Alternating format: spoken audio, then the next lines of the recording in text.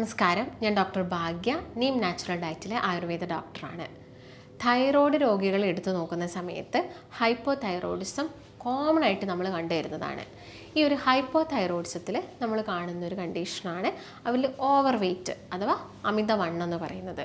അപ്പം ഇങ്ങനെ രോഗികൾ നമ്മളോട് പറയുന്ന ഒരു കാര്യം, അവർ ഭക്ഷണം ഒന്നും തന്നെ കഴിക്കാറില്ല, വളരെ കുറച്ച് മാത്രമേ കഴിക്കുന്നുള്ളൂ, പക്ഷെ അവരുടെ വെയിറ്റ് വല്ലാതെ ക്രമാതീതമായിട്ട് കൂടുന്നുണ്ട്. അപ്പം അതിനുള്ളൊരു മെയിൻ റീസൺ എന്ന് വെച്ചാൽ പല കാര്യങ്ങളും അവരുടെ ബോഡിയിൽ ഇതിനെ സ്വാധീനിക്കുന്നുണ്ട്. പ്രധാനപ്പെട്ടതെന്ന് വെച്ചാൽ ഈ ഹോർമോൺസ് തന്നെയാണ്. തൈറോയ്ഡ് ഗ്രന്ഥിയിൽ നിന്ന് ഉൽപ്പാദിപ്പിക്കുന്ന ഹോർമോൺസ് T3 T4 ഹോർമോൺസ് നമുക്ക് എല്ലാവർക്കും അറിയാം.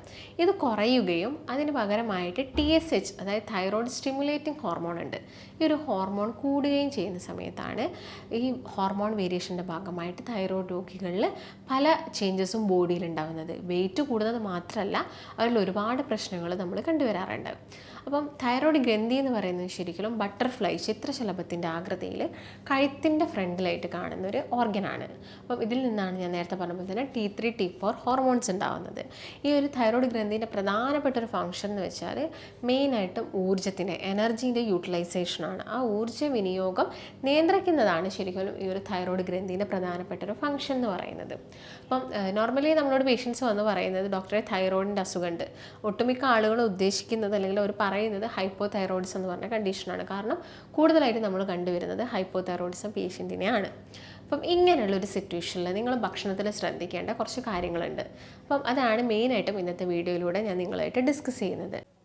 അതുപോലെ തന്നെ നീം നാച്ചുറൽ ഡയറ്റിൽ ഒരു ഡോക്ടറിൻ്റെ നിർദ്ദേശപ്രകാരം ഒരു ഡയറ്റീഷ്യൻ്റെ സഹായത്തോടു കൂടി തന്നെ ഒരു മാസം കൊണ്ട് നമുക്ക് 4 മുതൽ 12 കിലോ വരെ കുറച്ചെടുക്കാൻ സാധിക്കും. ഈ ഒരു ഡയറ്റ് നമ്മൾ ഫോളോ ചെയ്യുന്നുണ്ടെങ്കിൽ മെഡിക്കേഷൻസ് ഒന്നും ഇല്ലാതെ തന്നെ ഹെൽത്തി ആയിട്ടുള്ള ഒരു ഡയറ്റിലൂടെ നമുക്ക് വെയിറ്റ് കുറച്ചെടുക്കാം. ഈ ഒരു ഡയറ്റീഷ്യൻ നിങ്ങളുടെ കൂടെ ഒരു ദിവസം കംപ്ലീറ്റ് ആയിട്ടുണ്ടാവും. ഒരു മാസം നിങ്ങളുടെ കൂടെ തന്നെ നിന്ന് നമുക്ക് വളരെ ഈസി ആയിട്ട് വെയിറ്റ് കുറച്ചെടുക്കാൻ സാധിക്കും. ഈ ഒരു ഡയറ്റിൽ ജോയിൻ ചെയ്യാൻ നിങ്ങൾ താഴെ കാണുന്ന നമ്പറിൽ കോൺടാക്റ്റ് ചെയ്യുക. ഞാൻ നേരത്തെ പറഞ്ഞപ്പോൾ തന്നെ മെയിനായിട്ട് 2 കണ്ടീഷനാണ്. ഒന്ന് ഹൈപ്പോ തൈറോയിഡിസവും മറ്റൊന്ന് ഹൈപ്പർ തൈറോയിഡിസവും. ഹൈപ്പോ തൈറോയിഡിസം ഉണ്ടാകുന്ന സമയത്ത് എന്തൊക്കെ കാര്യങ്ങളാണ് നടക്കുന്നത്? ഇവിടെ T3 T4 ഹോർമോൺസ് അതായത് തൈറോയ്ഡ് ഗ്രന്ഥിയുടെ പ്രവർത്തനം കുറയുകയും T3 T4 ഹോർമോൺസ് കുറവായിട്ട് പ്രൊഡ്യൂസ് ചെയ്യുകയും ചെയ്യുന്നു.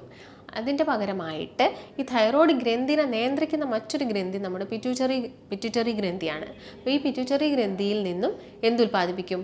ഈ ഹോർമോൺസ് T3 T4 കുറഞ്ഞു കഴിഞ്ഞാൽ പിറ്റ്യൂട്ടറി ഗ്രന്ഥിയിൽ നിന്നും TSH കൂടുതലായിട്ട് ഉൽപ്പാദിപ്പിക്കുന്നു. അതുകൊണ്ടാണ് നമ്മൾ ബ്ലഡ് ടെസ്റ്റ് ചെയ്യുന്ന സമയത്ത് TSH കൂടുതലായിട്ട് കണ്ടുവരുന്നത്. അപ്പോൾ TSHൻ്റെ ഒരു നോർമൽ വാല്യൂ എന്ന് പറയുന്നത് 0.5 മുതൽ 5 ആണ്. അപ്പം അതിൽ കൂടി കഴിഞ്ഞാലാണ് നമ്മൾ ഹൈപ്പോ തൈറോയിഡിസം കണ്ടീഷൻ എന്ന് പറയുന്നത്.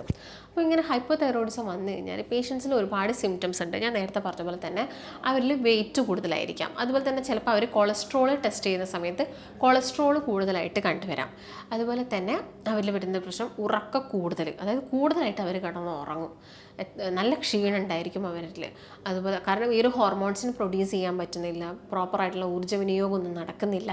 അപ്പോൾ അതിൻ്റെ ഭാഗമായിട്ട് അവർക്ക് ഉറക്ക കൂടുതലുണ്ടായിരിക്കാം. അതുപോലെ തന്നെ അവർക്ക് ഭയങ്കര നല്ല രീതിയിലുള്ള തരിപ്പ്, കൈകാലുകൾക്കൊക്കെ തരിപ്പ്, മരവിപ്പ് പോലുള്ള പ്രശ്നങ്ങളുണ്ടായിരിക്കാം. പിന്നെ പെട്ടെന്ന് അവരുടെ ബോഡി തണുക്കും. അതായത് അവർക്ക് ഫാനൊക്കെ ഇടുന്നത് ഭയങ്കര ബുദ്ധിമുട്ടായിരിക്കാം. ചെറുതായിട്ടൊന്ന് ഫാൻ ഇടുമ്പോഴേക്കും അവരുടെ ബോഡിയൊക്കെ തണുക്കാനൊക്കെ തുടങ്ങും. അപ്പോൾ തണുപ്പ് പോലുള്ള പ്രശ്നങ്ങൾ.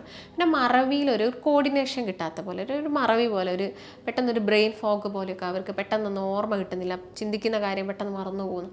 അങ്ങനെയുള്ള കുറച്ച് കണ്ടീഷൻസൊക്കെ തൈറോയ്ഡ് പേഷ്യൻസിൽ നമ്മൾ കണ്ടുവരാറുണ്ട്. അതേപോലെ തന്നെ അവരുടെ മുടി കൊഴിച്ചിൽ, അമിതമായിട്ടുള്ള മുടി കൊഴിച്ചിൽ, സ്കിന്ന് നല്ല രീതിയിൽ ഡ്രൈ ആവുക, ഇങ്ങനെയുള്ള പ്രശ്നങ്ങളൊക്കെ അവരിൽ കണ്ടുവരാറുണ്ട്. അതുപോലെ തന്നെ അവരിൽ സ്ത്രീകളുടെ കേസ് എടുത്ത് നോക്കുകയാണെങ്കിൽ പ്രധാനപ്പെട്ട ഒരു പ്രശ്നമാണ് പീരിയഡ്സിൻ്റെ ഇറഗുലാരിറ്റീസ്. പ്രോപ്പറായിട്ട് പീരിയഡ്സ് ആവുന്നില്ല.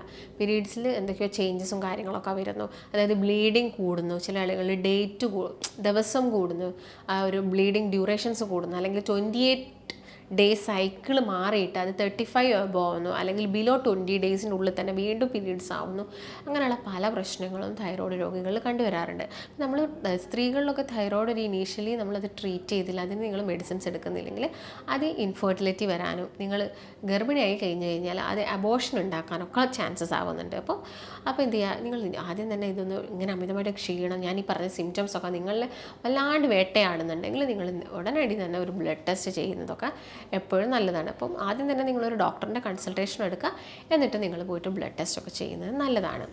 ഇതേ സെയിം ഹൈപ്പർ തൈറോയിഡിസത്തിലാണെങ്കിൽ ഓപ്പോസിറ്റ് ആയിരിക്കും. അവിടെ T3 T4 ഹോർമോൺസ് കൂടുതലായിട്ട് നിൽക്കുകയും TSH കുറയുകയാണ് ചെയ്യുന്നത്.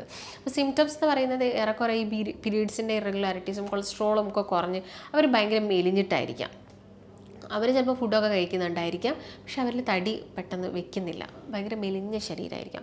അവരിലും മുടി കൊഴിച്ചിലും അതുപോലെ തന്നെ സ്കിന്ന് ഡ്രൈ ആവുന്ന കണ്ടീഷൻസൊക്കെ കണ്ടുവരാം. ശോധനയിൽ IBS പോലെ വരാം ചില ആളുകൾക്ക് കോൺസ്റ്റിപ്പേഷൻ പോലെ വരാം.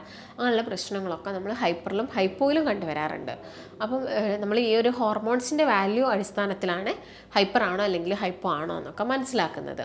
അപ്പോൾ ഇത് അതുപോലെ തന്നെ തൈറോയിഡിന് വരുന്ന ഗോയിറ്റർ പോലെയുള്ള മുഴകളും കാര്യങ്ങളൊക്കെ ഒരുപാട് ബുദ്ധിമുട്ടുകൾ കോംപ്ലിക്കേഷൻസ് ഒക്കെ ആയിട്ട് തൈറോയിഡ് പേഷ്യൻസിൽ കണ്ടുവരാം.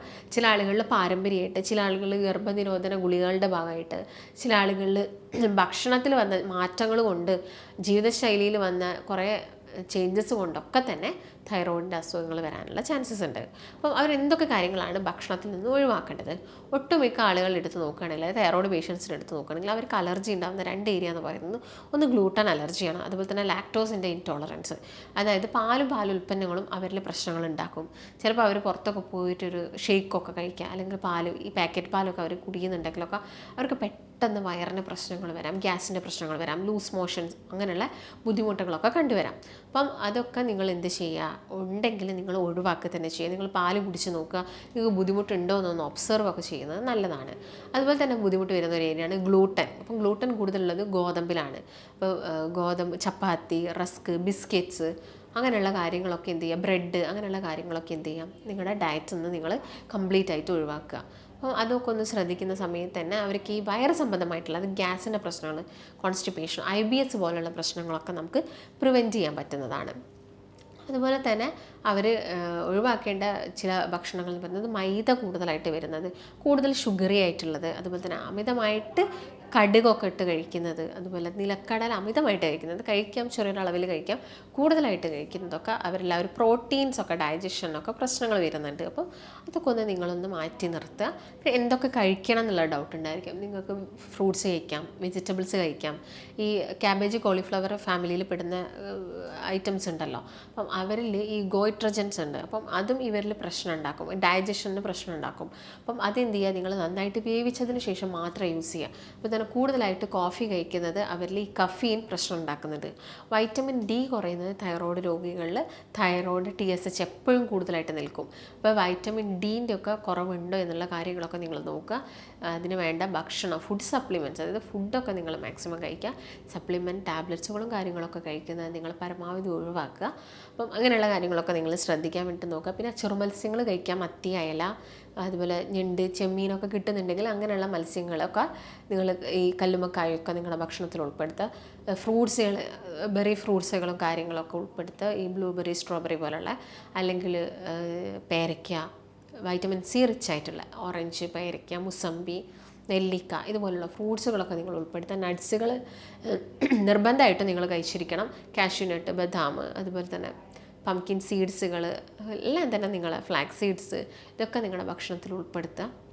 അപ്പോൾ നല്ലൊരു രീതിയിൽ നിങ്ങൾ ഇങ്ങനെ ഡയറ്റ് ഫോളോ ചെയ്യുന്നുണ്ടെങ്കിൽ നമുക്ക് തൈറോയ്ഡ് രോഗങ്ങളൊക്കെ വളരെ ഈസി ആയിട്ട് നോർമലാക്കാൻ സാധിക്കും. ചില പേഷ്യൻസ് ചോദിക്കാറുണ്ട്, തൈറോയ്ഡ് രോഗത്തിന് കാലാകാല മെഡിസിൻസ് ഒക്കെ കഴിക്കേണ്ടി വരുമോ എന്നുള്ളത്. അപ്പോൾ നിങ്ങൾ കൃത്യമായിട്ടുള്ളൊരു ഡയറ്റും വളരെ ചിട്ടയോട് കൂടിയിട്ടുള്ള വ്യായാമവും കാര്യങ്ങളൊക്കെ നിങ്ങളുടെ ആ ഒരു ഡെയിലി ലൈഫിൽ ഉൾപ്പെടുത്തുകയാണെങ്കിൽ നമുക്ക് തൈറോയിഡിൻ്റെ ഒക്കെ മെഡിസിൻസൊക്കെ നമുക്ക് കുറച്ചെടുക്കുകയും ചില ആളുകളിൽ അത് കംപ്ലീറ്റ് ആയിട്ട് ഒഴിവാക്കുകയൊക്കെ ചെയ്യാവുന്നതാണ്. അപ്പോൾ നമുക്കത് കണ്ടീഷൻ അനുസരിച്ചിട്ടാണ് ചെയ്യാൻ പറ്റുന്നത്. അതുപോലെ തന്നെ തൈറോയ്ഡ് ഗ്രന്ഥിക്ക് വരുന്ന മറ്റൊരു അസുഖമാണ് ഗോയിറ്റർ എന്ന് പറയുന്നത്. അപ്പോൾ ഗോയിറ്റർ എന്ന് പറയുന്നത് ഗ്രോത്താണ്. അപ്പം ഇതും കൂടുതലായിട്ടും നിങ്ങളുടെ ഈ ഒരു ഭാഗത്ത് കൂടുതലായിട്ട് നിങ്ങൾക്ക് കാണാൻ സാധിക്കുന്നതാണ്. കഴുത്തിൻ്റെ ഭാഗത്തായിട്ട് കാണാൻ സാധിക്കുക. ചില ആളുകളിൽ അത് തടിച്ചിട്ട് മുൻപോട്ട് തന്നെ നിൽക്കാറുണ്ട്. ആ ഗ്രോത്ത് ചിലപ്പം സിമ്പിളായിട്ടും നോഡുലാറായിട്ടും അതുപോലെ മൾട്ടിപ്പിളായിട്ടൊക്കെ, അതായത് ഒരു സിംഗിൾ മുഴ പോലെയും മൾട്ടിപ്പിൾ മുഴ പോലെയൊക്കെ നമുക്കിവിടെ കാണാൻ പറ്റും. അത് നമ്മളൊരു തൈറോ സ്കാനൊക്കെ എടുത്തു കഴിഞ്ഞാൽ നമുക്കത് മനസ്സിലാക്കാൻ സാധിക്കുന്നതാണ്. അപ്പോൾ നിങ്ങളത് വെച്ചുകൊണ്ടിരിക്കാൻ പാടില്ല, അതിനുള്ള ട്രീറ്റ്മെൻറ്റും കാര്യങ്ങളൊക്കെ എടുക്കണം. ചില ആളുകൾക്ക് അതൊരു കോസ്മെറ്റിക് ഇഷ്യൂ, ഇവിടെ തടിച്ചിരിക്കുന്ന സമയത്ത് ഒരു കോസ്മെറ്റിക് ഇഷ്യൂ ആയിട്ട് മാറാറുണ്ട്. നെഞ്ചിൻ കൂടിനുള്ളിലോട്ടൊക്കെ അത് പോയി കഴിഞ്ഞ് കഴിഞ്ഞാൽ നമുക്ക് ശ്വാസം എടുക്കുന്നതിനും ഭക്ഷണം കഴിക്കുന്നതിനൊക്കെ ബുദ്ധിമുട്ടുണ്ടാവും. അപ്പം എന്ത് കണ്ടീഷൻ ഉണ്ടോ എന്ന് ചെക്ക് ചെയ്യുക. അപ്പോൾ ഒരു 50 വയസ്സ് കഴിഞ്ഞ സ്ത്രീകളൊക്കെ എടുത്ത് നോക്കുകയാണെങ്കിൽ അവരിൽ തൈറോയ്ഡൊക്കെ വരാനുള്ള ചാൻസസ് കൂടുതലുണ്ട്. അപ്പോൾ അവരിലാണ് ഈ ഒരു സമയത്ത് ക്ഷീണവും അതുപോലെ തന്നെ ശോധനക്കുറവും മുടി കൊഴിച്ചിലും സ്കിൻ കംപ്ലയിൻസും ഒക്കെ കണ്ടുവരുന്നത്. അപ്പം അങ്ങനെ എന്തെങ്കിലും പ്രശ്നങ്ങൾ നിങ്ങൾക്കുണ്ടോ എന്ന് ചെക്ക് ചെയ്യുക. തൈറോയിഡിൻ്റെ ഇഷ്യൂസ് പാരമ്പര്യമായിട്ടുള്ളവരാണെങ്കിൽ എന്താണെങ്കിലും ഒരു ഏർലി ഏജിൽ തന്നെ അത് ചെക്ക് ചെയ്യുന്നതൊക്കെ എപ്പോഴും നല്ലതാണ്. അപ്പം നിങ്ങൾക്കിപ്പം ഡയറ്റ് എടുക്കാൻ താല്പര്യമുണ്ട്, തൈറോയ്ഡ് അസുഖമുണ്ട്, നിങ്ങൾ അതിനായിട്ട് ഒരുപാട് കാലമായിട്ട് മെഡിസിൻസും ഒക്കെ കഴിക്കുന്നുണ്ട്, ഈ അതിൻ്റെ കോംപ്ലിക്കേഷൻസ് വന്നവരാണ്, അല്ലെങ്കിൽ ഒരുപാട് സിംറ്റംസ് മുടി കൊഴിച്ചിൽ സ്കിൻ കംപ്ലയിൻസ് അങ്ങനെയുള്ള പല ബുദ്ധിമുട്ടുകളും ആളുകളിൽ കണ്ടുവരാറുണ്ട്. അപ്പം അങ്ങനെ എന്തെങ്കിലും പ്രശ്നങ്ങളുള്ളവരൊക്കെ ആണെങ്കിൽ നിങ്ങൾക്ക് ഡയറ്റിൽ ജോയിൻ ചെയ്യാൻ താല്പര്യമൊക്കെ ഉണ്ടെങ്കിൽ താഴെ കാണുന്ന നമ്പറിൽ കോൺടാക്റ്റ് ചെയ്യാം. നമുക്ക് മറ്റൊരു നല്ല ഹെൽത്ത് ടോപ്പിക്കായിട്ട് വീണ്ടും കാണാം. നന്ദി.